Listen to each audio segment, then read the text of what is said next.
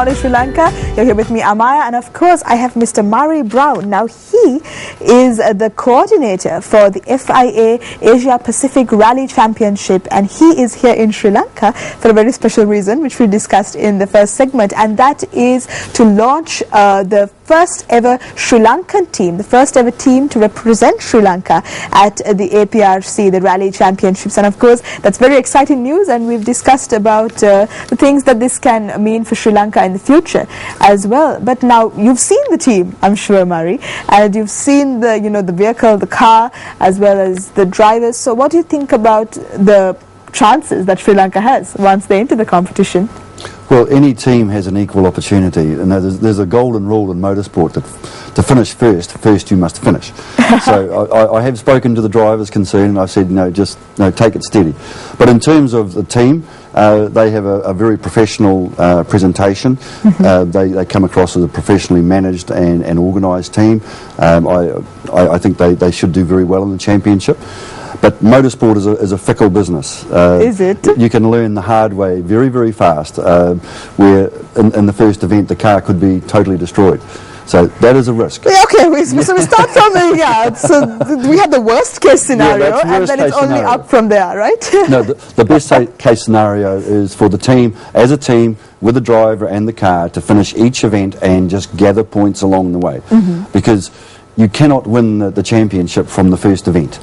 From the first stage of the first event. You have to take a measured approach to the championship, and the idea is to continue to gather points along the way. So you can't really get complacent about it just because you finished great on the first or the second leg doesn't mean that you'll do well on the other legs as well, right? So how do you maintain sort of consistency when it comes to rally racing? You need to ask the drivers that. But, yes, you've been a driver yourself. But you have to maintain a level of consistency and drive within your limits, drive within the car's limits, and look at the long-term picture. Now, there are drivers driving in the championship now who are very capable of winning the championship outright.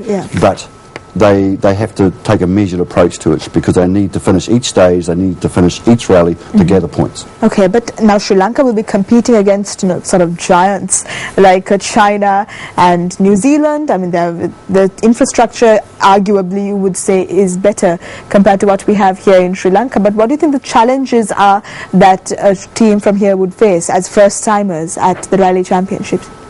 The biggest challenge that the team will face is the fact that they're completely out of their comfort zone. The moment they step foot in Malaysia, they may have been to Malaysia on holiday or on business, but in terms of competing in motorsport, it's a complete new scenario to them. So from day one, everything is going to be brand new. So a very steep learning curve. Yeah, and it's sort of learning on the job, isn't it? You have to pick up very fast. Absolutely. So what are the best characteristics of a driver when it comes to someone who can handle these situations well? What do you really need to cultivate in yourself?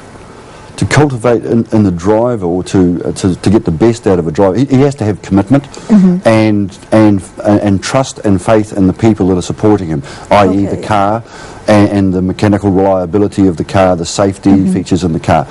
Because if the driver is thinking at the back of his mind that, what about that rear tyre, or is the gearbox about to expire, he needs to know that his team... Help. And when you're out on the stages, you're out there by yourself.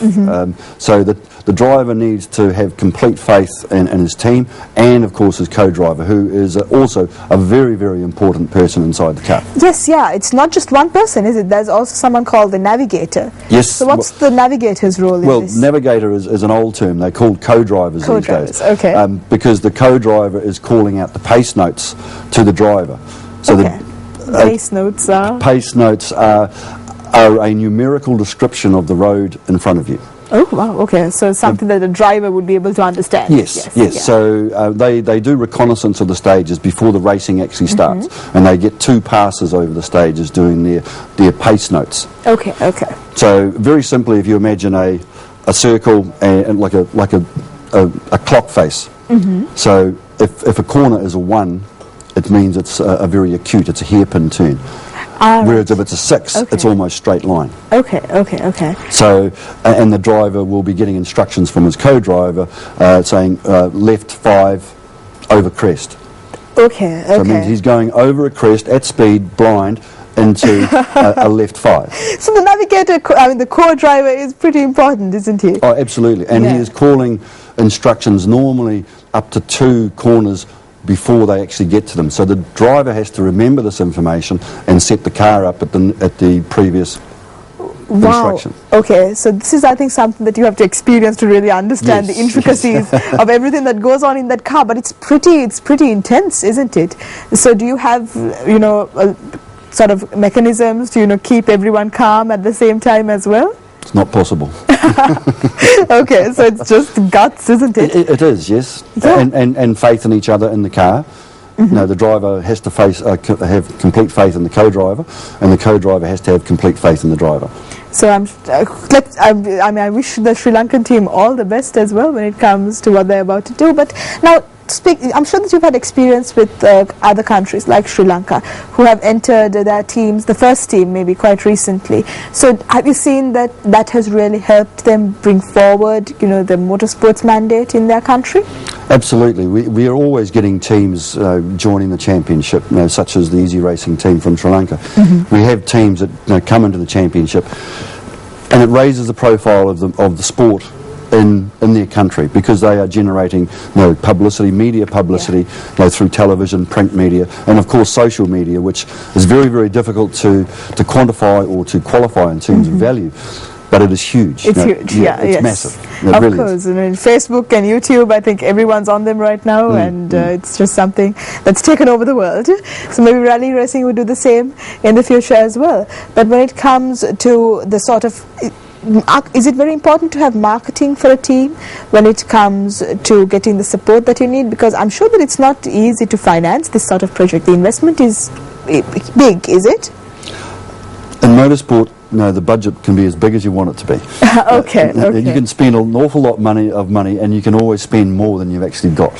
Okay. The Easy Racing project is supported by sponsors from Sri Lanka, and the job is to go out there and attract more sponsors to help support the team and promote motorsport and the project that the Sri Lankan team has embarked on. So yes, it does cost a lot of money, but there can be very good returns for sponsors involved in motorsport. Of course. And in terms of technology, let's talk about how advanced the technology has to be when it comes to getting up a team that's at the standard that you expect. Well, the technology in the cars, for example, is very, very high. It's a very high level of technology, far advanced to your normal road car situation normally. Okay. But there are limitations to that. So there has to be an understanding of the technology that is required on event. And of course, modern technology is evolving every day, so you need to be on the beat. Correct. Yeah. Yes. All right. So this is something that's new to Sri Lanka, of course, but I'm sure that it'll take over once the team, people realize that the team is out there and they're representing our country. So it's a really, really great thing that's happening here for Sri Lanka, isn't it? Absolutely. Yes. Couldn't agree more. It is a great thing for the team and for Sri Lanka as a whole, because Sri Lanka will get exposure, as a result of this internationally, globally televised, etc., etc. So there is big opportunities. Definitely, and all right, big opportunities is something that's great for a little country like ours, and of course Sri Lanka is making a mark in yet another sport, and we are very happy to have made that announcement here on MTV Sports this morning. So thank you so much, Mari, for being with us and giving us this great news. So I'm sure that you have a lot of work coming up as well with the upcoming season, I've heard. So all the best to you with that.